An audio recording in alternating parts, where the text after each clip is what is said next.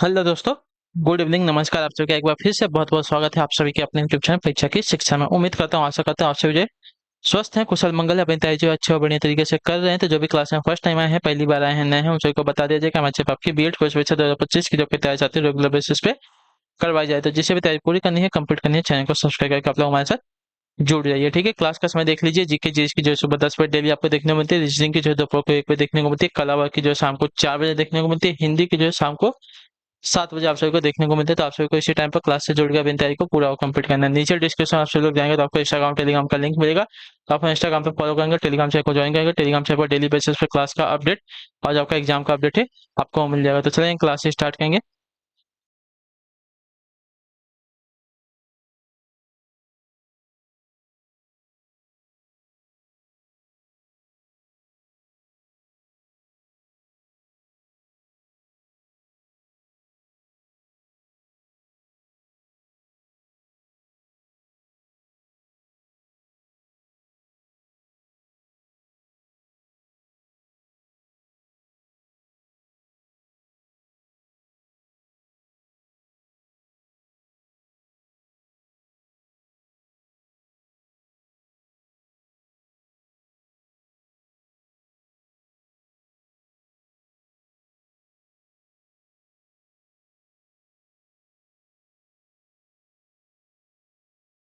चलिए, तो आगे बढ़ेंगे, देखेंगे आपका क्या क्वेश्चन पूछा गया है। ध्यान से क्वेश्चन को देख कर उत्तर देने की कोशिश करते हुए आगे बढ़ेंगे।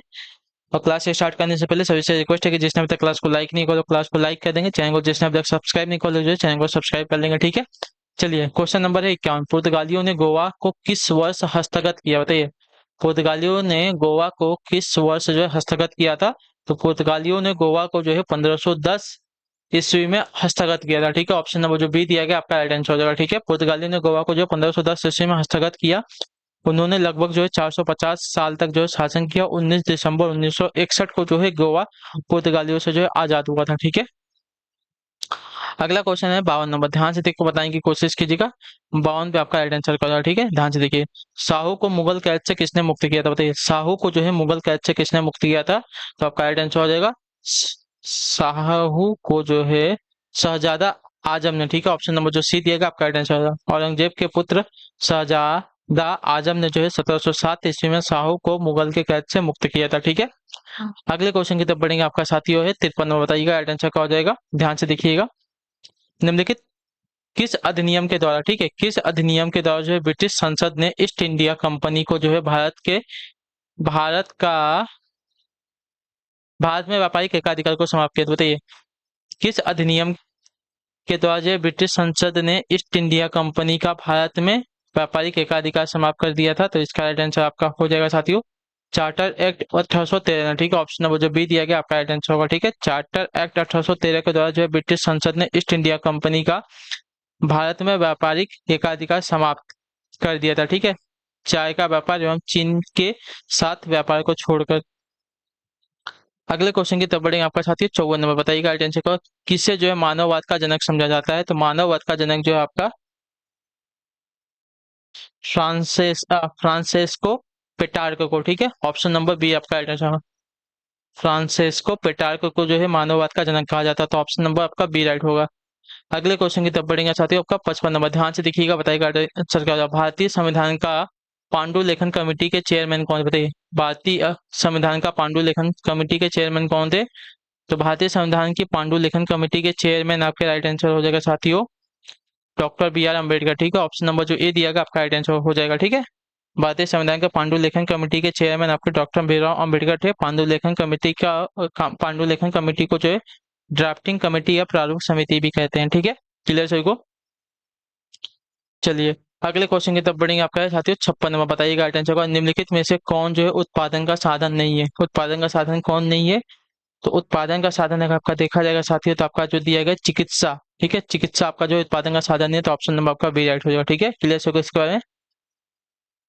उत्पादन के साधन भूमि, श्रम, पूंजी, तकनीक एवं उद्यमशीलता है, लेकिन चिकित्सा नहीं है। ठीक है, चलिए अगले क्वेश्चन की तरफ बढ़ेंगे साथियों 57 नंबर, ध्यान से देखिएगा और बताने की कोशिश कीजिएगा आपका राइट आंसर क्या हो जाएगा। क्या दिया गया है। सार्वजनिक कल्याण विधायक का ध्येय होना चाहिए या किसने कहा, बताइए। सार्वजनिक कल्याण जो विधायक का ध्येय होना चाहिए या किसने कहा है। तो यह कहा है साथियों आपका बेंथम ने, ठीक है। ऑप्शन नंबर आपका सी राइट हो जाएगा। क्लियर सर को इसके बारे में दिया गया कथन आपका बेंथम का है। उन्होंने जो है तत्कालीन समय में प्रचलित नैतिकता की सभी धारणाओं का खंडन किया। उन्होंने जो है उन्होंने उपयोगिता को नैतिकता तथा मानवीय जीवन का आधार बनाया, ठीक है। चलिए अगले क्वेश्चन की तरफ बढ़ेंगे। 58 58 नंबर, ध्यान से देखिएगा, बताइएगा आंसर। किसने कहा है कि विश्व प्रत्येक अवस्था में उत्पाद और भविष्यवाणी दोनों है? बताइए, किसने कहा है कि विश्व जो है प्रत्येक अवस्था में उत्पाद और भविष्यवाणी दोनों है? तो यह किसका कथन है साथियों? तो यह कथन जो है आपका कार्ल मार्क्स का है। तो ऑप्शन नंबर जो बी दिया गया आपका राइट आंसर हो जाएगा, ठीक है। चलिए अगले क्वेश्चन की तरफ बढ़ा जाएगा आपको साथियों। 59 59 नंबर, ध्यान से देखिएगा, बताइएगा राइट आंसर क्या हो जाएगा, ठीक। क्या दिया गया है? समान इच्छा के सिद्धांत को प्रस्तुत किया था किसने? बताइए, समान इच्छा के सिद्धांत को किसने प्रस्तुत किया था?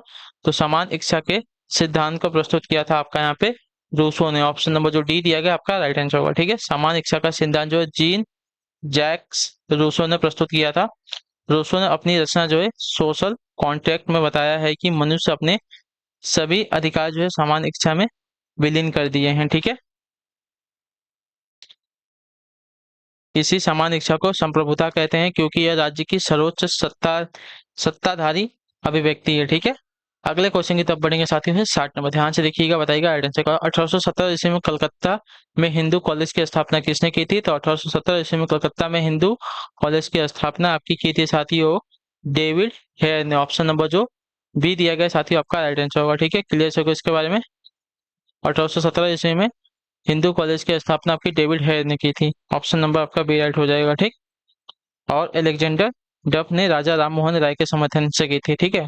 कलकत्ता में सन 1817 ईस्वी में हिंदू कॉलेज की स्थापना डेविड हेयर और एलेक्जेंडर डफ ने राजा राममोहन राय के समर्थन से की थी।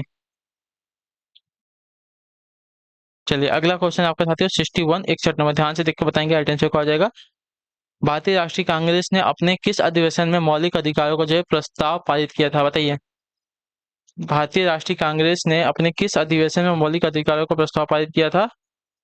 तो इसका राइट आंसर आपका हो जाएगा साथियों कराची 1913 में, ठीक है। ऑप्शन नंबर जो बी दिया गया आपका राइट आंसर। भारतीय राष्ट्रीय कांग्रेस ने कराची अधिवेशन 1913 में मौलिक अधिकार और राष्ट्रीय आर्थिक नीति का जो है प्रस्ताव पारित किया था। इस अधिवेशन के अध्यक्ष जो है सरदार वल्लभ भाई पटेल थे, ठीक है।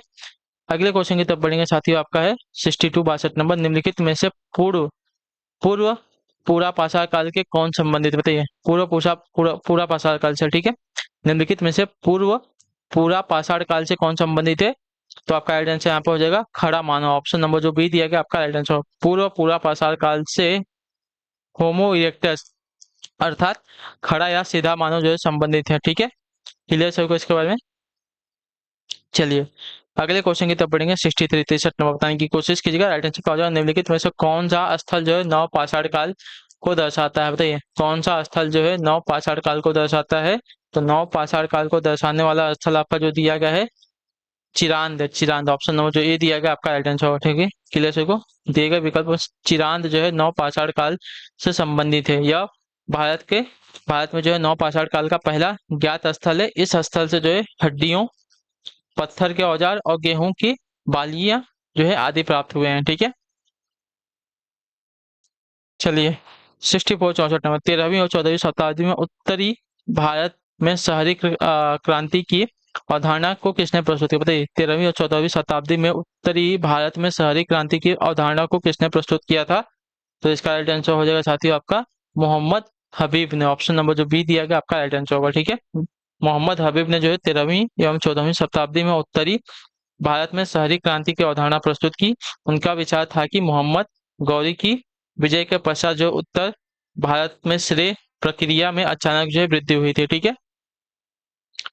अगले क्वेश्चन की तरफ बढ़ेंगे आपका 65 नंबर। वर्ग विहीन समाज की अवधारणा निम्न में से किसने दी? बताइए, वर्ग विहीन समाज की अवधारणा जो है निम्न में से किसने दी है?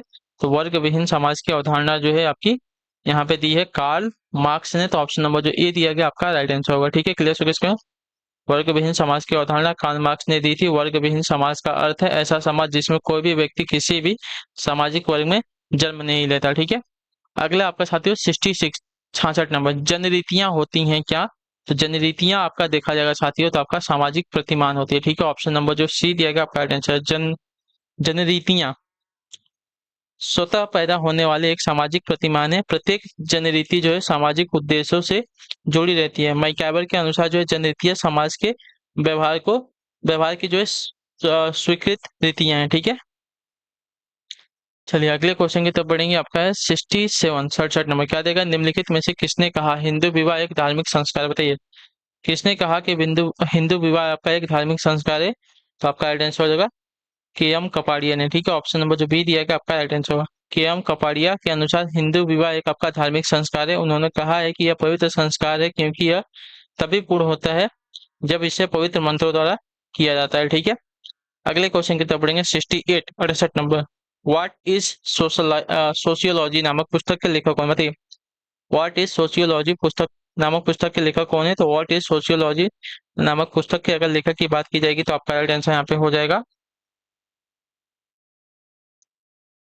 एलेक्स इंकेलेस। ठीक है, ऑप्शन नंबर जो सी दिया गया आपका right answer. What is sociology पुस्तक के लेखक आपके एलेक्स इंकेलेस हैं।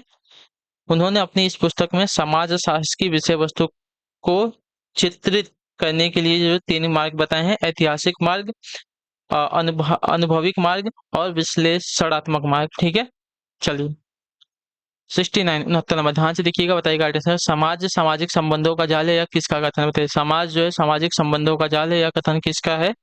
तो यह कथन जो आपका मैक्यावर एवं पेज का है। ठीक है, याद रखिएगा। तो ऑप्शन नंबर जो सी दिया गया आपका राइट आंसर हो जाएगा। मैक्यावर एवं पेज के अनुसार जो समाज सामाजिक संबंधों का जाल है, उनके अनुसार जो है समाज रीतियों, कार्य प्रणालियों, अधिकार सत्ता, विभिन्न समूहों, मानव व्यवहार के नियंत्रण, स्वतंत्रता आदि की एक व्यवस्था है। ठीक है, चलिए अगले क्वेश्चन की तरफ बढ़ेंगे। 70 नंबर। ध्यान से देख के बताएंगे राइट आंसर। बलवंत राय मेहता कमेटी का गठन कब हुआ था? तो बलवंत राय मेहता कमेटी का जो गठन है आपका हुआ था साथियों वर्ष 1957 ईस्वी में। ऑप्शन नंबर जो सी दिया गया आपका राइट आंसर होगा। ठीक है, बलवंत राय मेहता कमेटी का गठन आपका वर्ष 1957 ईस्वी में हुआ था। ठीक है, वर्ष 1957 में राष्ट्रीय विकास परिषद द्वारा बलवंत राय मेहता समिति का गठन हुआ था। इस समिति में भारत में त्रिस्तरीय पंचायती राज व्यवस्था की सिफारिश की थी। ठीक है, चलिए अगला क्वेश्चन आपका 71 नंबर बताने की कोशिश करेंगे। निम्नलिखित में से कौन संस्था नहीं है? बताइए, कौन सी संस्था नहीं है यहाँ पे? विवाह, परिवार, धर्म, भवन। तो भवन आपकी जो है संस्था नहीं है, तो ऑप्शन नंबर डी आपका डी राइट हो जाएगा। ठीक है, विवाह, परिवार, धर्म आपके संस्था के उदाहरण है। संस्था वह कार्य प्रणाली है जिसके द्वारा जो है मनुष्य समिति या गठन अपने उद्देश्यों की पूर्ति करते हैं। ठीक है, तो भवन जो इसमें शामिल नहीं होता। अगले क्वेश्चन की तरफ बढ़ेंगे। 72 72 नंबर। पारंपरिक हिंदू सामाजिक व्यवस्था में जीवन का अंतिम लक्ष्य है क्या? बताइए, पारंपरिक हिंदू सामाजिक व्यवस्था में जीवन का अंतिम लक्ष्य क्या है? तो पारंपरिक हिंदू सामाजिक व्यवस्था में मानव जीवन का अंतिम लक्ष्य जो है मोक्ष है। ठीक है, तो ऑप्शन नंबर जो ए दिया गया आपका राइट आंसर होगा। क्लियर हो गया इसके बारे में? चाणक्य ने अपनी नीति शास्त्र में जीवन के 4 लक्ष्य बताए हैं: धर्म, अर्थ, काम तथा मोक्ष। ठीक है, चलिए अगले क्वेश्चन की तरफ बढ़ेंगे। आपका है 73 इंडियन विलेज नामक पुस्तक के रचयिता कौन है? बताइए, इंडियन विलेज नामक पुस्तक के रचयिता कौन है? तो आपका right answer S C Dubey. ठीक है, ऑप्शन नंबर जो बी दिया गया आपका राइट आंसर होगा। एस सी दुबे जो आपके इंडियन विलेज नामक पुस्तक के लेखक हैं। ठीक है, बी आर चौहान जो है और राजस्थान विलेज नामक पुस्तक के लेखक है। रूथ बेनेडिक्ट की बात करें तो पेंटस ऑफ कल्चर के लेखक हैं। डीएन मजुमदार की बात करें तो ये जो है लेखक है races and culture of India के। ठीक है, और इंडियन विलेज नामक पुस्तक के लेखक आपके एस सी दुबे हो जाएंगे। 74 नंबर। ध्यान से देख के बताने की कोशिश कीजिएगा। एगमार्क एक्ट भारत में कब लागू किया गया था? तो एगमार्क एक्ट भारत में वर्ष 1937 में लागू हुआ था। एगमार्क का जो है फुल फॉर्म आपका होता है एग्रीकल्चर मार्केटिंग। ठीक है, तो आपका राइट आंसर हो जाएगा साथियों 1937 में जो है लागू हुआ था एगमार्क। यह उन कृषि उत्पादों पर लिखा जाता है जिनकी गुणवत्ता सरकार की विपणन एवं निरीक्षण निदेशालय द्वारा जांच लिया जाता है। ठीक है, चलिए 75 नंबर आखिरी क्वेश्चन ध्यान से देख के बताएंगे। उत्तर प्रदेश निम्नलिखित में से किन फसलों का देश में सबसे बड़ा उत्पादक नहीं है? बताइए, उत्तर प्रदेश जो है निम्नलिखित में से किन फसलों का देश में सबसे बड़ा उत्पादक नहीं है? तो आपका राइट आंसर होगा चावल का। ऑप्शन नंबर जो बी दिया गया साथियों आपका राइट आंसर। चावल का सबसे बड़ा उत्पादक राज्य आपका उत्तर प्रदेश नहीं है बल्कि पश्चिम बंगाल है। ठीक है, अन्य सभी फसलें आलू, गन्ना और गेहूं का जो है सबसे बड़ा उत्पादक राज्य आपका उत्तर प्रदेश है। ठीक, चलिए, तो इसी के साथ जो आपकी क्लास है आज की यहीं पे पूरी होती है, कंप्लीट होती है। आई होप कि आपको क्लास जो साथियों अच्छी लगी है, पसंद है तो क्लास को लाइक कर दीजिएगा, चैनल पर पहली बार तो चैनल को सब्सक्राइब कर लीजिएगा, और हमें जो है कमेंट में अपना फीडबैक क्लास के बारे में जो आपको क्लास कैसी लगी, तो हम आपसे मिलेंगे आपकी नेक्स्ट क्लास में। तब तक के लिए टाटा बाय बाय, जय हिंद, जय भारत। आपसे क्लास से जुड़ने के लिए बहुत बहुत ही धन्यवाद साथियों।